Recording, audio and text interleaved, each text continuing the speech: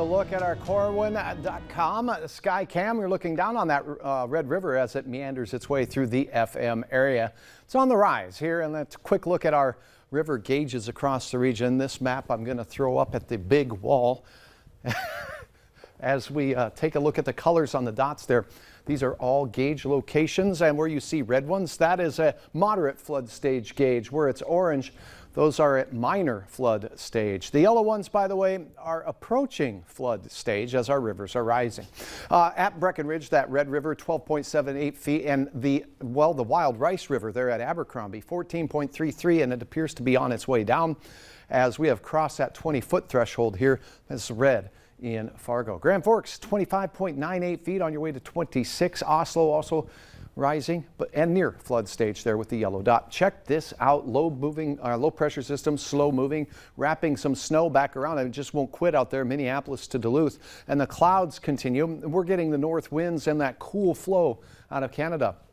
Storm system that brought the tornadic weather to Louisiana last night is now making its way through, and now in the Virginias we have severe weather, thunderstorms, a few tornado warnings from time to time from those as well. But for us, well, we're on the cold side of this weather maker. It's a little on the cloudy side as well. 30s across most of Minnesota, and we do have 50s in the Missouri River Valley for Bismarck and for Mobridge. And wind speeds still gusting over 30 miles per hour at times, but these are starting to recede just a little bit as we approach the sunset time. Here's a look at your current conditions. There is that Red River working its way through the FM area just off to the west of our studios here in South Fargo. 37 out at Hector, 36 at Moorheads Airport.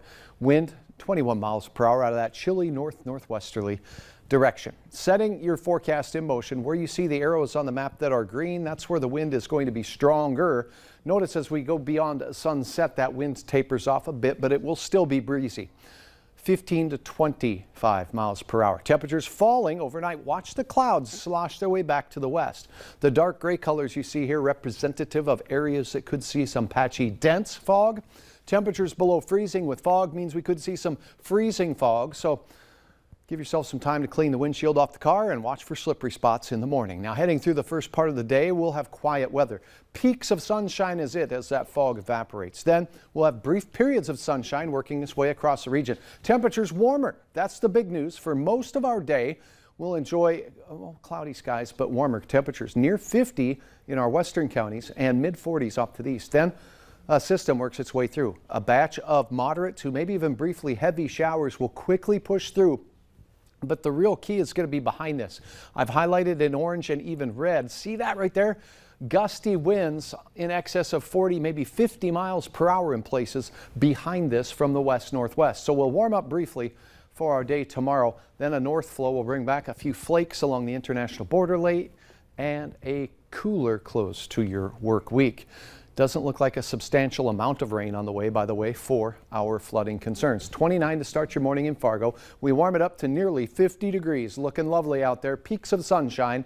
Wind not too bad. Then once that system pushes through the FM area between 6 and 8 p.m., we'll have a chance of some sprinkles and some brief gusty winds as well.